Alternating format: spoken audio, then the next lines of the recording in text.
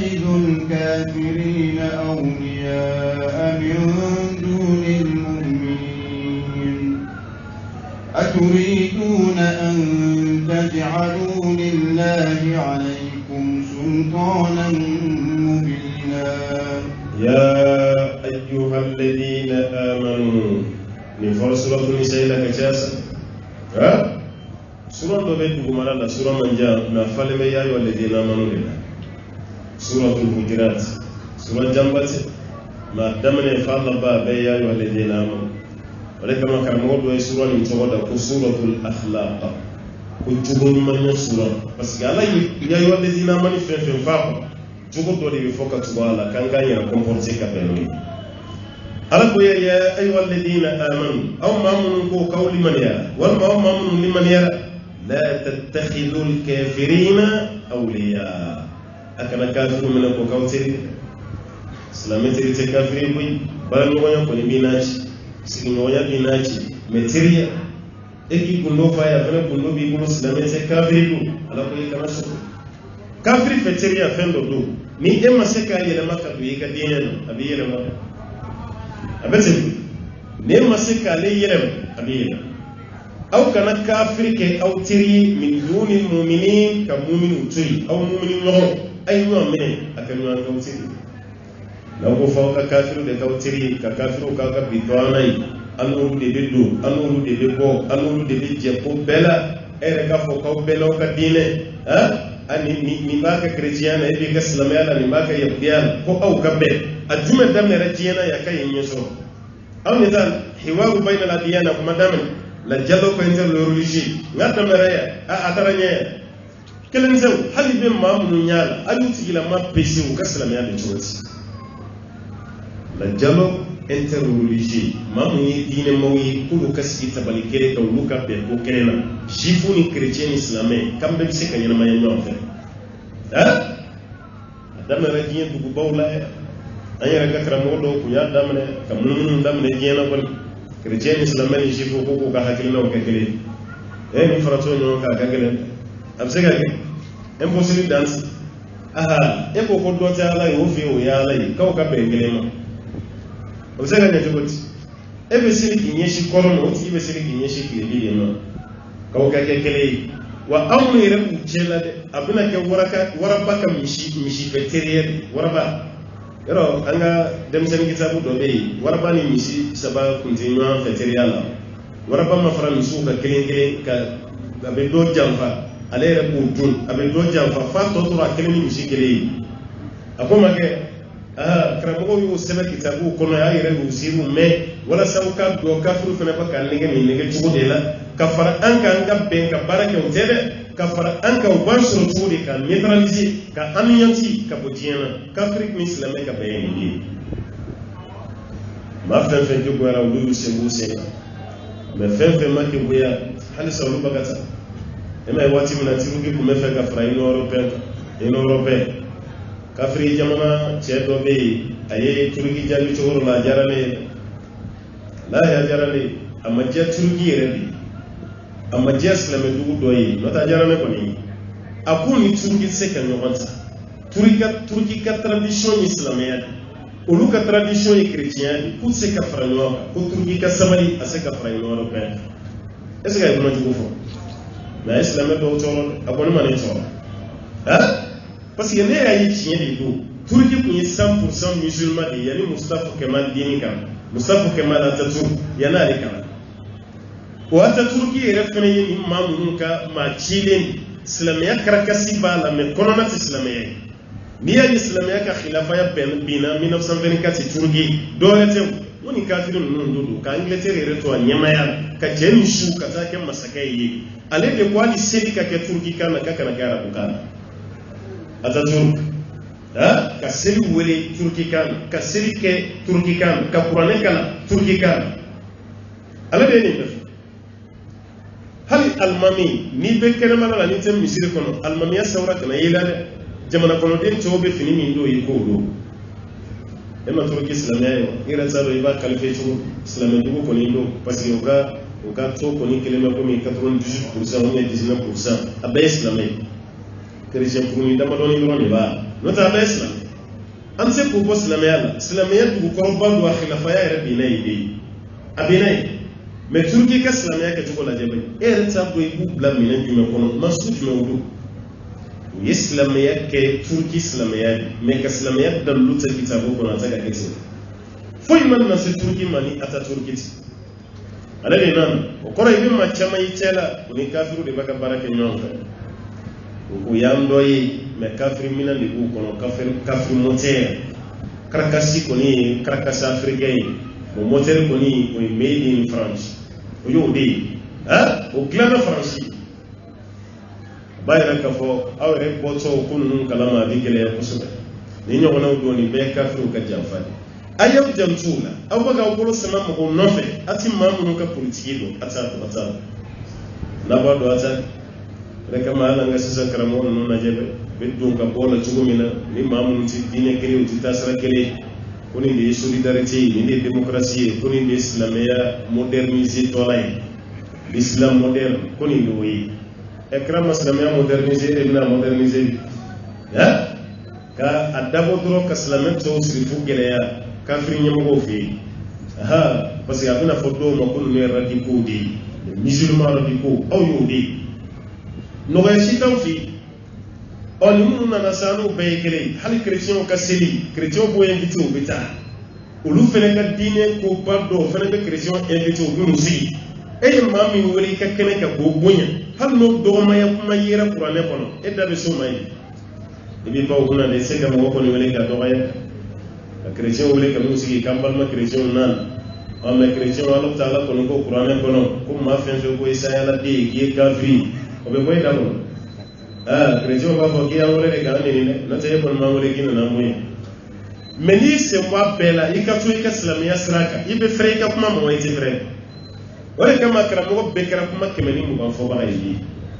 kuma mun fara kun kuna sini tati kele mun fara kuna sini o fana ni bitati kele qur'an kele hadisa kele mais kuma kemeni mu ba mu kele ya kaba ko isa ala kram jiram kana ma sam wani saba ka kuma ma fali abe kuma kele an ga wajuru tani kono an kelen dai kuma mi fo kiri kele na abe kemeni mu ba hal san ta ga sai ka ke kuya adama din kele kuma suya kemeni mu kan ka koye kele na hal san ta ga ke kuya wati ye masu jumai anganga ni mbefa musatu qur'an kuma tiflay hadisa kuma tiflay ni be gelen meni qur'an kuma fokun kibini dungo fo bi wodi be kuma bonyoana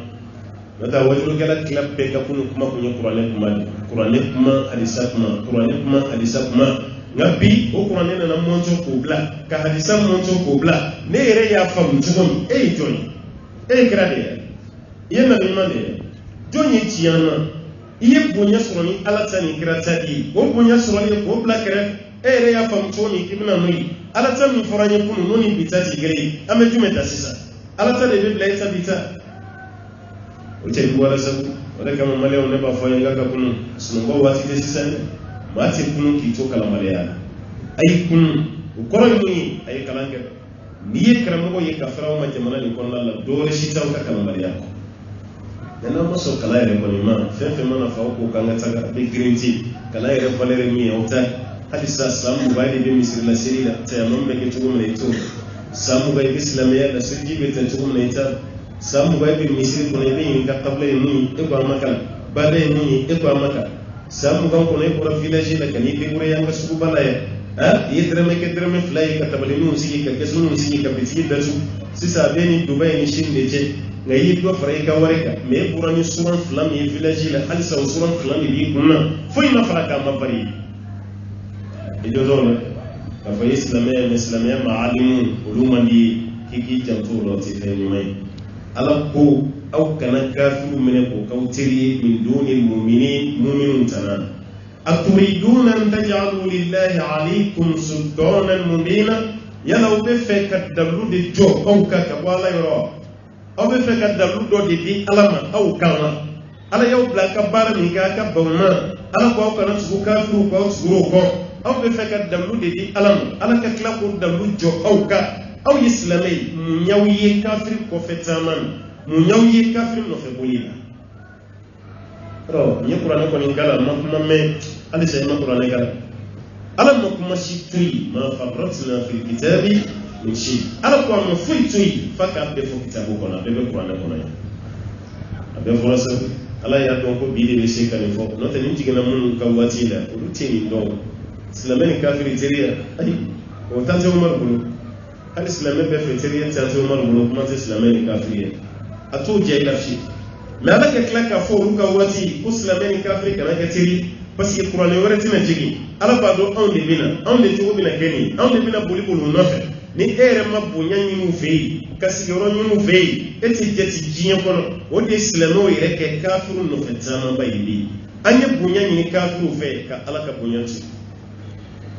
alors que bunya ya ala de tay kafiru tati daga hakili tonena ala te jigin kana kuma fe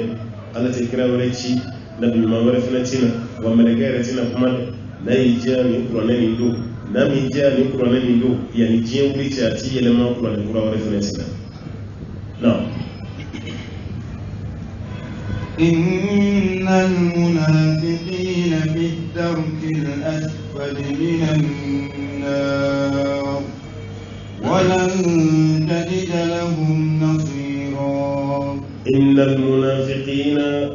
ألقوا منافقين في الدرك الأسفل جهنم بلد تغمتا كم منافقين ها fɔcogo la fɛn fɛn cogo ko kafiriya bɛɛ bɔ ka di jahanama kɔnɔ ka tɛmɛ nafiki munafiki tɛ bɔ dɛ e yɛrɛ dɔɔni faamu ka baara la sisan o bɛ ka mun silamɛw ni kafiriw ni ɲɔgɔn cɛ a bɛ ka boliboli min kɛ a bɛ kuma dɔ tɛ a bɛ kuma dɔ fɔ ye a b'o baara min na e yɛrɛ ye dɔɔni faamu sa e ye dɔɔni faamu a la o munafiki ko jahanama kɔnɔ so bɛɛ dugumata dɛ o de darkil asfal ko munafiki bɛ yen o kɔrɔ hali aywa yahudiya ni chrétien bɔ ka di ka tɛmɛ e kan ha kafiri fin o bɔ ka di ka tɛmɛ e kan e tɛ bɔ maa min bɛ jahanama kɔnɔ bɛ dugumata la o bɛ bɔ o datugulen b'i da de don dɔ ala kɛra sigilen sallallahu alaihi wasallam n'a ka sahabaw mankanba dɔ sina ka bɔ ten sahabaw siranna ala kɛra kuma ma a bɛ ni mankan nin bɔyɔrɔ dɔ ko ayi ko ɲinan kun y'a san 70 de ye ala ye kabakurun dɔ fili ka jigi jahanama kɔnɔ san 70 kabakurun bɛ ka taa a bɛ ka jigi o san 70 de dafara ɲina kabakurun sera kɔlɔn ni dugumala la a jiginkan ni mankan min bɔ ala filɛ ka aw lamɛn o de la sisan kabakurun fililen jahanama kɔlɔn kɔnɔ san 70 a ma se o selen fana ye mankan min bɔ i n'a fɔ yɛrɛ ka kɔlɔn da n'i ye kabakurun ta kafirije la a bɛ mankan min bɔ yɛrɛ t'o dɔn wa o mankan ɲɔgɔnna sahabaw y'o de mɛn ja kabakurun dɔ de filila jahanama kɔlɔn kɔnɔ fana y'o mankan ɲɔgɔnna de don a fɔ ko adamaden kafiri ni jinɛ bɛna fili o kɔlɔn kɔnɔ fo k'o fa f'o da o ka gɛlɛn sa walasa i ka kisi o ma k'i k'i janto yɛrɛ la kana kɛ kafiri ye kana kɛ munafiki o bɛɛ ye ko to yen munafikiw k'u bɛ jahanama kɔnɔ so bɛɛ lajɛlen dugumata fi darkil asfali minan nar jahanama kɔnɔ so bɛɛ dugumata ko munafiki de bɛ yen walan tajida lahum nasira k'i tɛ dɛmɛ ɲɔgɔn si sɔrɔ munafiki ye sɔrɔnadɔnni yɛrɛ bɛ kɛ mɔgɔ minnu ye ala ka hinɛ ninnu na munafiki ta n'o tɛ silamɛ bɛ don jahanama kɔnɔ silamɛ bɛ don tasuma na i bɛ bɔ o tɛ an ka bi filosofi kuma ye o ye ala kira ka kuma don anw de ye filosofi ta sisan k'o don silamɛya kɔnɔ ka silamɛya k'an yɛrɛ ka faamu n'an ka hakilina ye diinɛ tɛ sɔn o ma a tɛ sɔn o ma badara ale yɛrɛ ka kuma dɔ bɛ alayhi salam ko ni diinɛ kun ye hakilina ye ko kira ye kuma dɔ fɔ k'ale kun b'a hakilina yɛrɛ kira ta sanfɛ parce que hufu furun samara samara min bɛ yen n'i y'a dɔn n'a bɛ kabakuru bɛɛ datugu sisan a b'a finmanw ye mɔgɔw sen na misiri kɔnɔna la o hufu nin n'i ye seliji ta k'o don i sen na n'i bɛna seliji kura wɛrɛ ta k'a to i sen na i b'a sanfɛla de jɔsi mɛ dugumala i tɛ maga o la dugumala tɛ jɔsi dɛ i bɛ sanfɛla dɔrɔn de jɔsi ala kira ye nin fɔ sallallahu alaihi wasallam badara ali de y'i kanto nin kuma fɔli ko ni diinɛ kun ye hakilina ye k'ale kun b'a fɔ ko dugumala de bɛ jɔsi parce que dugumala de bɛ da duguma a tɛ tɛ parce que badara kelen ka kuma ye an bɛɛ b'a faamu ten fɛn min bɛ da nɔgɔ la o de kan ka jɔsi mais fɛn min tɛ da nɔgɔ la o bɛ jɔsi cogo di mais madama ni kira y'a fɔ ka ban fɔba y'a fɔ wa ma yantiqu anil hawa in huwa illa wahyun yuha ni kira y'a fɔ a fɔba y'a fɔ an bɛ ko to ala kira ta la sallallahu alaihi wasallam oni on te sahaba ya te tabino on de ko bi ko fanga hakilina de ta ko do an kadina hakilina te ben hakilina de yi ni do na jahannama ko iti boy hal islamai ni do na iti bo hakilina on te dalu jeli bi mati qur'an ko ka timara kiraka sallallahu alaihi wasallam ni do na jahannama ko ibi bo ha ni karata mu mai yana islamai damba ko ni sa ibi kunu me jogo do be wu yeli la umanya ha kaburu konona na yafama kima ini mbo wati yafama kima kiyama kene kan nabi nyuma be surna doni ni ngay mayu hal kira reka surna doni mayu otman wati be ko tasna kono asarani jurumon ni abedo jahannama kono ka furfuru ko gwa na furfuru la sisa ajenne fi ni mbabbe boy ko sharko ko jido be kiyama kene ka ko nahrul hayat ibina do ko jide la ki go wala saka fargolo ka siga ka tsuni ka nyanamaya no kera srabi yirila ka taniya arjina mo utene ka kuma yi ala kira da ya ko bukhari ko nan da sallallahu alaihi wasallam ma bi do jahannama ko ka ko siga ko ita amme munafiki te bode ala ko munafiki be jahannama ko so be la jelin dugumata ila wala tajid lahum nasira kudde me shite so munafiki lo be se ka ko tsubon parce que ye so flaya de gew itemi kafiru yetimi islamu ha enye ko kafiru la jahannama na ulu fanya bila ulu erebe question de poser kuna unizo ambole islamu bi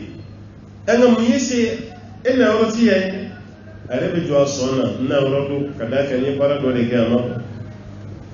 ana orodo emma ya rakraka di sallallahu alaihi wasallam eba ya sakitabu ko bukhari bin an-nay ko kiyama kene ka jahannama ko dum bita karamogo do de wore karamogo de ti kunviyeti ko jahannama ko do mi na ta karamogo do la mun jahannama yere ko karamogo ke yere ko no chilemu kan no gotu an no dinde bole do ko bi ay rebe mun na no kerefe aboga no la mun e ko ni fali siri bolo la fali ba bolo mun chugo ka fene ba mana no dinde na mun munun ba don jiyana wulu de be kiral ni te karamo ke karamo karsa zeni ne do de mu yise nyere no do alama bagama nyere de sere aw ko te fenno kalama nga kola o de yise yemu ne kumba fa ye kuma kaka mun toyi ne ra kun so ke mana ne ra kun so toyi ko min de ko ke ne ko ka fen fenke ne ra ma ke ne kumbo contraire ko de fenenze ngaw kam mun ke ma ngaw kam mun toyi nyaki ko de kama na yinse ko fe kan ko ci ni jogola kan no gogo mun era baka le ni gaw lu ko no ci dente abebe tasuna ko no fa na ko sale nyoy mun ya le ni gaw lu ko no ci dente won ko ma ma le ni kra mo ya le ko no ci le no ko bole sa ka fota ni ke tay no onje wala tajid lahum nasira kitit de min yoshi de so dunan fiina wati mina bi jahannama ko na إن الذين تابوا وأصلحوا واعتصموا بالله وأخلصوا دينهم لله فأولئك مع المؤمنين وسوف يؤتي الله المؤمنين أجرا عظيما إلا الذين تابوا funati ga mo tubira de ni tubira ko ni ala fleka jahannama do ni fatu ni be kishona illa alladhina tabu ni jahannama ko no donti jonga ko fona kera mawye tabu mamun tubira wa aslahu uklera kan yalike tubi kera uklera ka dininya wa atasamu uklera ka utigida wal uklera ku blum billahi ala la ko yi dine be di Allah ta'ala ujida ka al-ittisam ukoseme alala ala ko mati do tasuma kono ni maula mamun tubira ka baranyunge ka kilaka ajigida alaka wa akhlasu dinahum lillah aklara ka dine jeya al-ikhlas ala jati ay fembe bodine kola fona kara ala koy dine kora ka jeya ka samya ka dine bele jiri alama wa akhlasu dinahum lillah kay dine je ka dine samia ka dine gere ko fon ko di alam faulaik ala ko tigila mawde ma'al mu'minin ko farala mu'minun ka ni jogo do de ke munafiki ni tubira ka bo jogola ikara mu'minin afore ko ni mai yo dabla aha munun takai yolu la digiri damane ikara mu'minin alaka mo dema fa ulaika ma'al mu'minin kullu tigla ma fara lil mu'minun ka wa sawfa yuti Allahu al mu'minina alako Allah temme alabna dili di mu'minun ma ajran sarala adima mukabo kafir tubi kale ka bo kafir yalla ka islamai chrétien be bo chrétien la ka islamai yahudiya kelengele mise ka bo yahudiya la ka islamai be munafiki ka bo munafiki yalla ka islamai mano asale be joda ya ma le ka bara min ka bara min mani do tubi mani de tubi foita hakire aha amena sona ka tubi an ko fara la mu'minu wa sawfa yuti Allahu al-mu'minina ajran 'azima ala ko Allah timme kala bina sarawla bil bildi mu'minin sarawla bil bildi kala Allah ta'ala ba di mu'minin ko mu'minin tay sarawla bil bildi kafiri te munafiki yahudiya te nasara fenate ni munafiki mun ba na ka tubi hal sanu be tanga sigina no na wo munafiki ya ni sara ni jola gibe darkil asfali minan nari ibo dela meni tubira kabara nyumange katigida alakanke kadine sanuya kadine jeyeni alache faulaika ma'al mu'minin alako tigira mawdi faralen mu'minun wa sawfa yuti Allahu al-mu'minina ajran 'azima kala time ale arabe sarala bildi mu'minun na ما يفعل الله بعذابكم إن شكرتم وآمنتم وكان الله شاكرا عليما ما يفعل الله بعذابكم قال بمن كوكا جبل دسا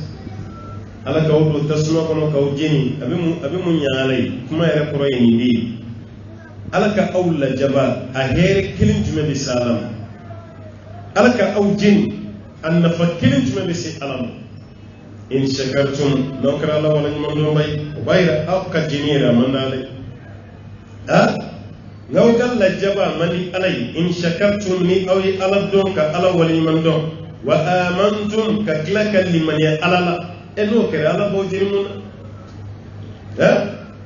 ala bojiri mun aw kani la jabani ala kaw funfun ala kaw purpur jahannama ji jahannama busa jahannama sa jahannama buntini ala kani beke aw law ala mi aw dahina masa kabi mun kai abi mun yalai ala bi mun kaw kala jabal na fakirin jume bala masabala fuy ala me toro do bala aw kama toro ta toro bala o kan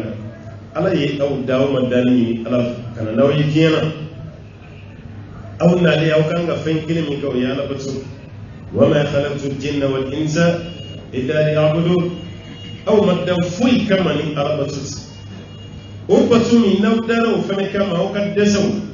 ka kafiru ta masirata ka yawdiyo ta masirata ka kem munafiki aw ka klaka bi jahannama kono aw de jota ما يفعل الله بعذابكم ألا بمنك وكلا جبال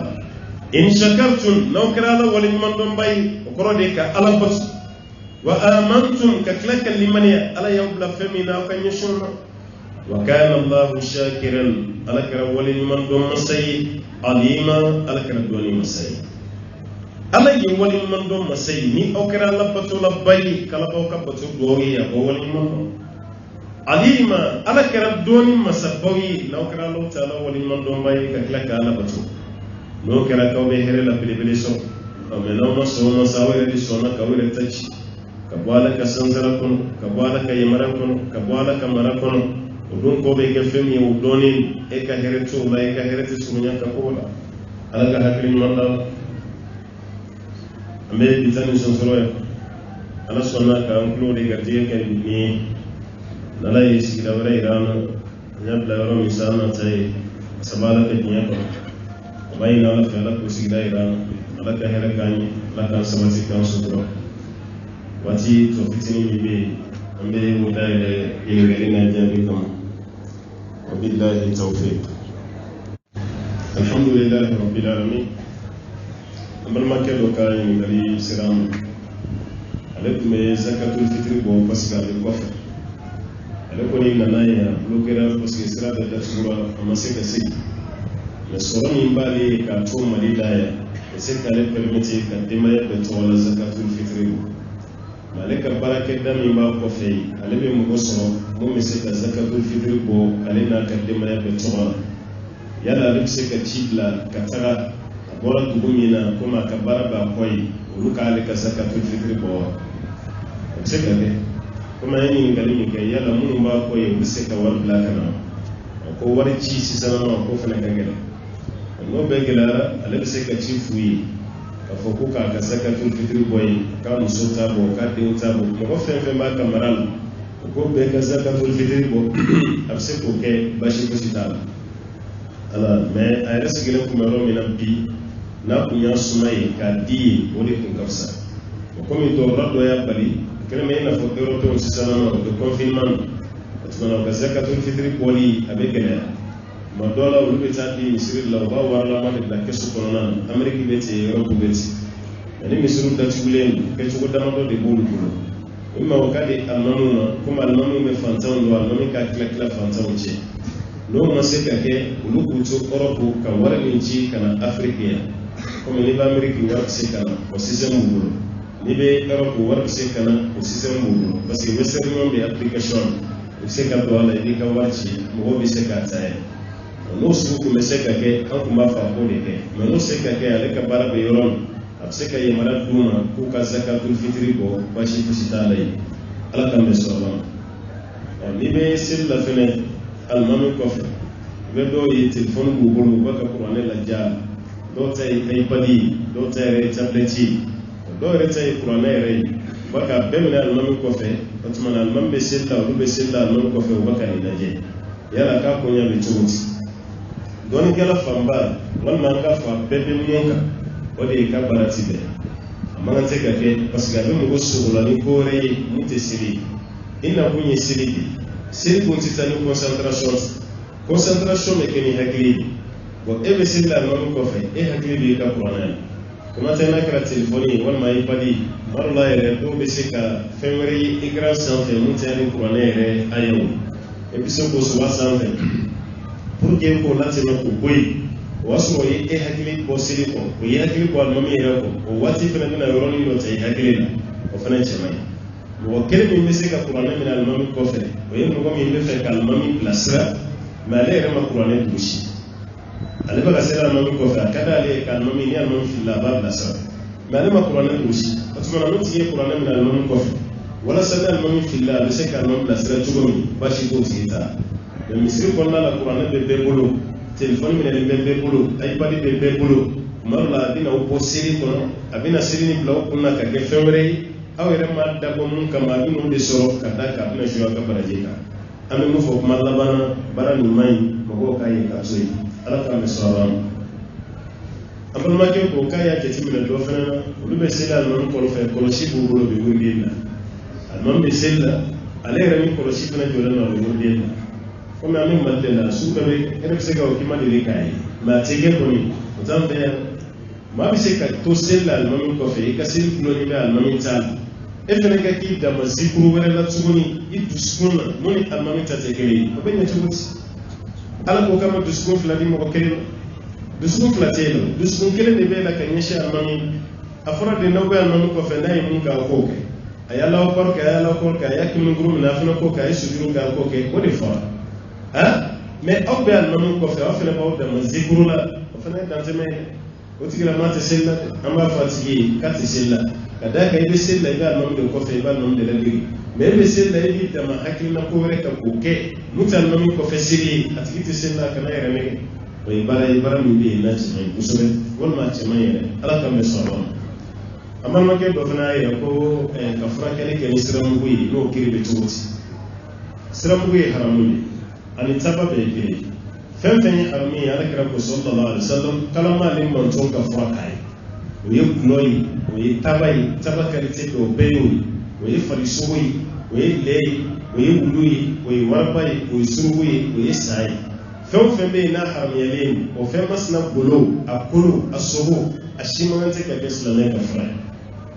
kira ko sallallahu alaihi wasallam wala yi bana fɛn fɛn jigi ala y'a fura jigi o tuma a ye furakɛli kɛ maa kana furakɛli kɛ ni haramu ye wa ni fɛn minnu fɔlen filɛ ninnu bɛɛ ye haramu ye furakɛli man tɛ ka kɛ ni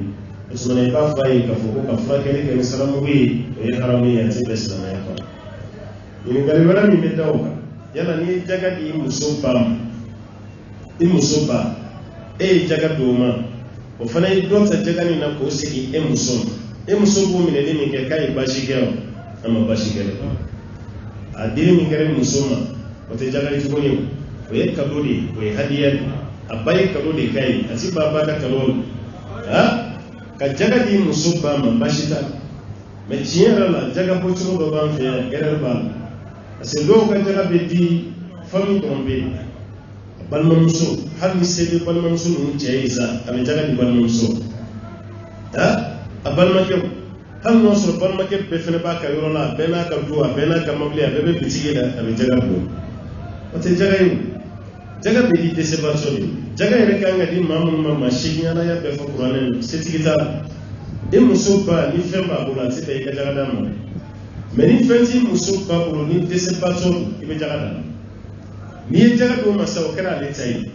o fana ka segin ka dɔ b'o la k'o di muso ma i fana ka taa fɛn dɔw san na o tɛ jaga ye tuguni o ye hadiya i muso b'o minɛ o tɛ baasi ye a kɛra ma ko ma ala kira tɛ sarakati dun mɛ jɔmuso dɔ tun bɛ Aishatu fɛ yen ko Barira ni mɔgɔ ye sarakati di Barira ma ni Barira nana n'o ye so kɔnɔ ala kira bɛ dɔ ta o la a b'a la hali n'a fɔra ala kira ye ko sarakati don dɛ a b'a fɔ ko sarakati bɔra k'a di Barira de ma mɛ mun dira ne ma o ye hadiya de ne ta tɛ sarakati ye o kɔrɔ ni giribu dɔ tɛmɛtɔla ye tabula di giribu ma walima sɛ e ni giribu bɛ luwanse la so kelen kɔnɔ a sera yɔrɔ min a fana ye tabula dɔ yir'i la k'i tɛ dɔ ta ni ma jugu a la n'i y'a don i ma baasi kɛ e ma saraka dun sisan dɛ ale de ma sarakati dun mɛ a y'a den de ma e ta kɛra hadiya ye walima dɔ ye sɛ di giribu ma dɔ ye ba d'a ma o sɛ min b'a bolo ni giribu yɛrɛ ko k'a b'o feere e ma n'a y'i diya i b'a san e tɛ ka sarakati san sisan e b'a giribu bolo la fɛn de sa ninnu tɛ baasi ye o tuma na n'i ye jaga di muso ba ma i muso ba ye dɔ ta o la k'o di muso ma i muso ye o minɛli min kɛ a ma haramu kɛ ala ka faamuya d'a la.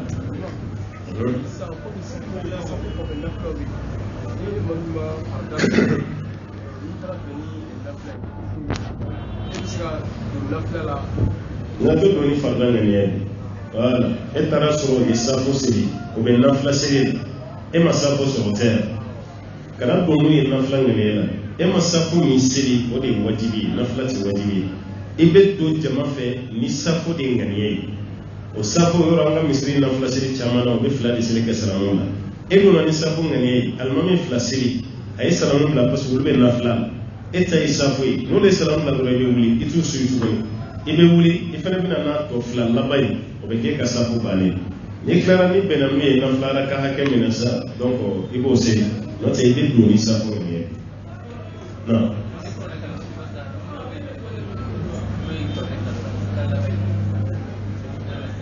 K'i to alimamiya la baasi t'o la e yɛrɛ de ye alimami i ma kuranɛ kulusi i bɛ fɛ ka kuranɛ lajɛ ni telefɔni de baasi t'a la mɛ i bɛ telefɔni ko connexion na de pewu i yɛrɛ ka da la fɛn wɛrɛ si se ka na telefɔni écran sanfɛ f'i bɛ kuranɛ page ye n'o kɛra baasi t'a la parce que alimami ka kuranɛ minɛ n'a ma kulusi baasi t'a la o mun bɛ telefɔni kɔnɔ walima a b'a iPad kɔnɔ k'a lajɛ n'o ye o tɛ baasi ye mais connexion kɔni i k'o bɔ a la ko wɛrɛ kana na ɲagami a kɔnɔ mun tɛ kuranɛ kalan ye. Aleykum salaam.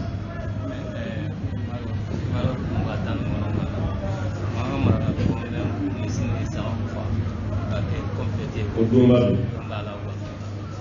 bon fɛn t'a la fana kɛra ŋaniya ye o tɛ village dɔrɔn ye o bɛ kɛ hali Bamakɔ yɛrɛ hali bi wula na yen n'i ka se so i bɛ misi caman fagalen ko bi su n'a ɲɔgɔnnaw la village la o bɛ sagaw faga o bɛ misiw faga ko don b'a la yala fɛn b'a la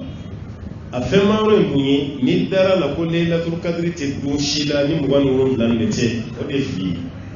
parce que a bɛ sɔrɔ su wɛrɛ la mun tɛ yen mais 27 su donbaya mɔgɔ tɛ se k'o wuli o ye donba parce que witiri don donba su mais yala bɛnna Laylatul Qadri ma a ma bɛn o de dalu t'a bolo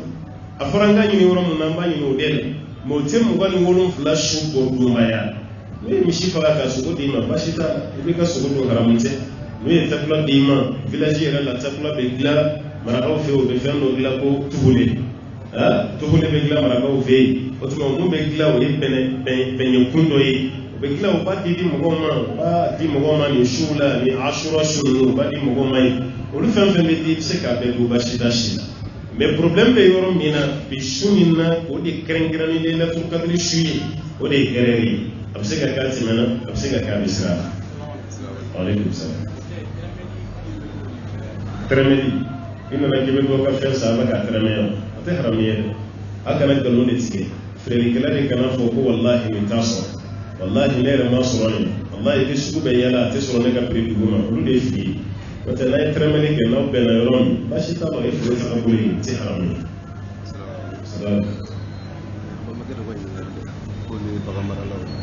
Kuma dɔ la u ka bagan ninnu jiginni fɛ i b'a sɔrɔ baganw bɛ faatu i b'a sɔrɔ bagan wɛrɛ tɛ sɔrɔ i ka sin n'o ye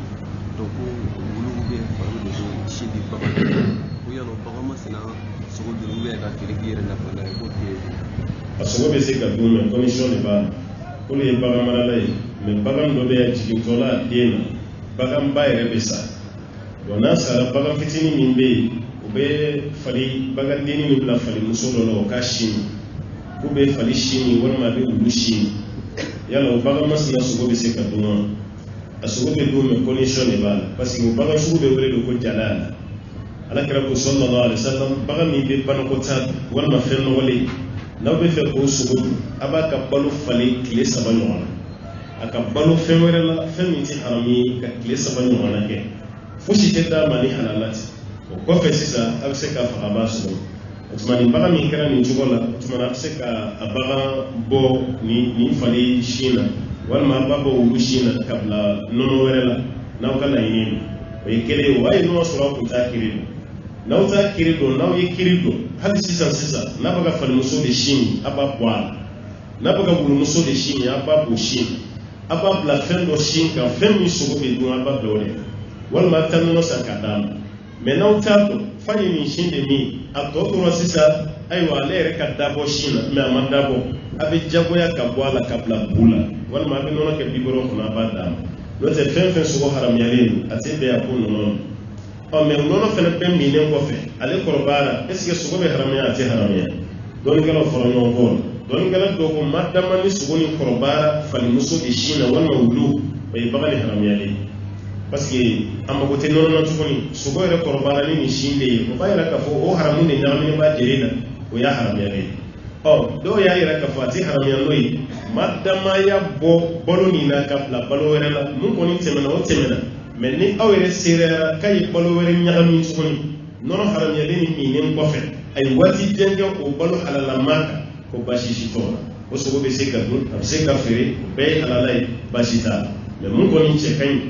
mun cɛ ka ɲi a y'aw jija aw ka baganw bila fɛn sin kan fɛn min sogo dunni ye nagalen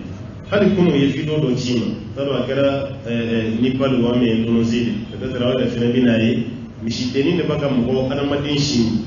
misidennin muso yɛrɛ kɛlen don k'a sin de di misidennin ma o b'a ka sin o y'a ɲininka dɔw yɛrɛ fɛnɛ jaabi kiri fɛnɛ na nin fɛn fɛn bɛ kɛ nin si man kan tɛ ka kɛ a si a bɛ se ka kɛ kodɔnbaliya de kɔnɔ mais dabɔ kama a man kan tɛ ka kɛ nin ye bagan ye ni sogo bɛ dun e ye adamaden ye sogo tigɛ hali n'a sɔrɔ e ka nɔnɔ ye fɛn dagalen ye e man kan tɛ k'a fɔ k'i b'a d'ale ma mais n'a ma ɲɛ i y'a d'a ma est ce que a bɛ bagan ni sogo haramuya wa an b'a fɔ ayi a t'a sogo kɔni haramu mais bagan balo cogo bɛ yɛlɛma de taalen ɲɛ a bɛ bɔ balo cogo kɔrɔ nin kɔni na ala ka faamuya d'a ma.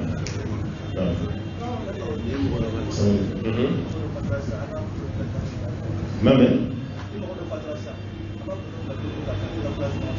o ma tɛ ka kɛ o fo n'a sɔrɔ mɔgɔw t'a dɔn mɔgɔ dɔ bɛ sa sisan nɔ i b'a foto ye groupe bɛɛ sanfɛ ani réseaux sociaux kɛlen don ka eriku sɛbɛn a la ma tɛ ka kɛ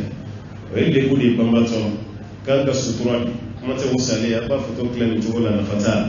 mais n'a ye foto ci a dabɔra de mun sara mɔgɔw k'a dɔn ko karisa baasi tɔ o fana bɛ se ka kɛ dɛ mɔgɔ min fatura sisan mɔgɔw t'a dɔn mais a sina ka foto dɔ bila groupe la mɔgɔw k'a dɔn ko nin de don o fana bɛ mɔgɔ hakili jiginni min kɛ saya la k'a tigilama yɛrɛ makari na misimisi don i la baasi t'o baara la mais réseaux sociaux la u bɛ ka kulonkɛ kɛ ni su ye cogo min na o man ɲi voilà hali dalen jeli la u bɛ sin k'a ta ten k'a yɛlɛ yɛlɛ yɔrɔ bɛɛ la o ye dantɛmɛ o man tɛ ka kɛ quoi non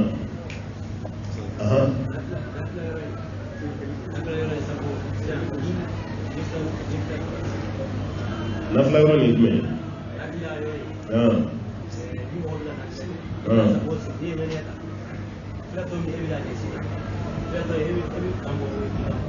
i b'i kan dogo kɛ kan kan ka bɔ mun na e y'o kɛ alimami nɔfɛ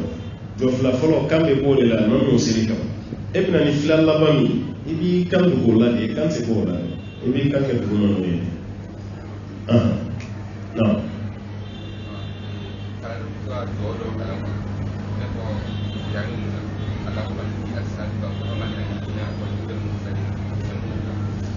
فماذا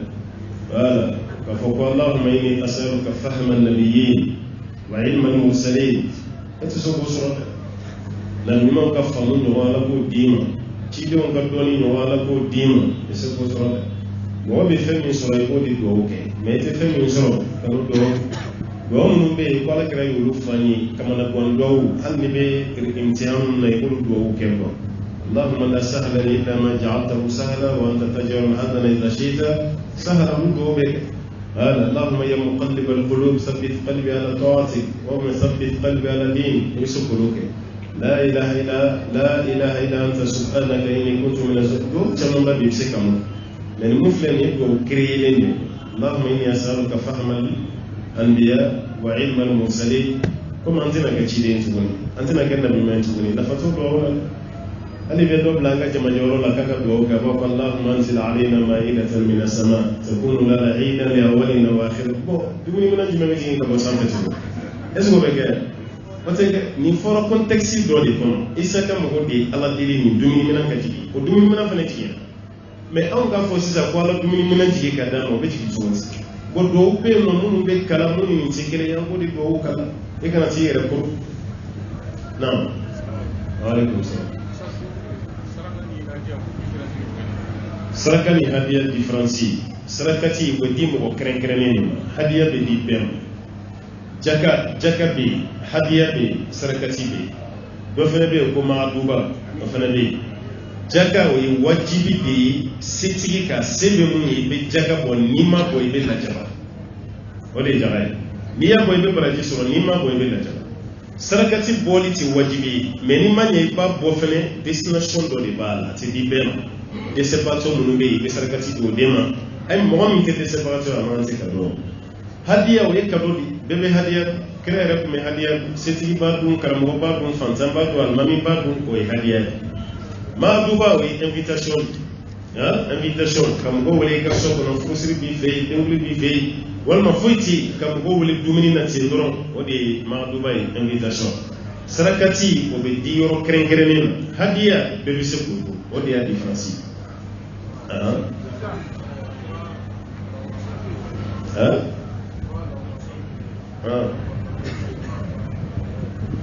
أنت دلول صلاة كلمة بدي بيعمل دلول دومنا اللهم صل على محمد وعلى محمد كما صليت على إبراهيم وعلى إبراهيم نينا بكتابوكنا على كرافنا يسابوا بلا وكا صلاة من كوديني صلاة فهم فنتيني أنت دلول واشي نعم عليكم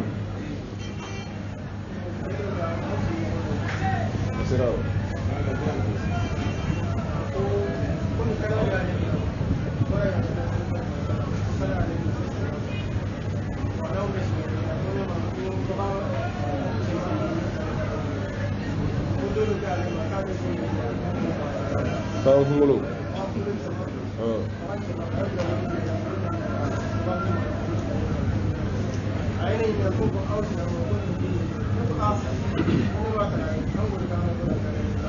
Malera tu Islamia. Lo bagang mulu ni ada mungkala.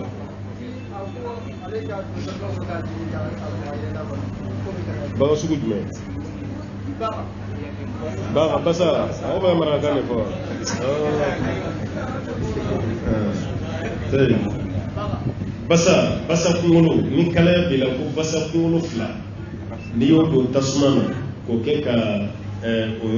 yoro munai ko ke femba la ni fenza wante bashi do la fasi basa do ni te harami sharia o le zawahi fude basa do ni te harami koro kutu alors koro fana doni te harami ti bashi ko bamata de sa soli ko le ni ko ma faga jila be da mais ya faga gire ka doni be ka harami komo kara shababu yira la mo ko sugotri otmana ka basa kuno umugo ke tula ko kika kala marola basita la te harama dona ala ka meso ko wati sira ala ka wati rayra ala ka helota sallallahu alaihi wa sallam wa baraka ala muhammadin assalamu alaikum wa rahmatullahi wa barakatuh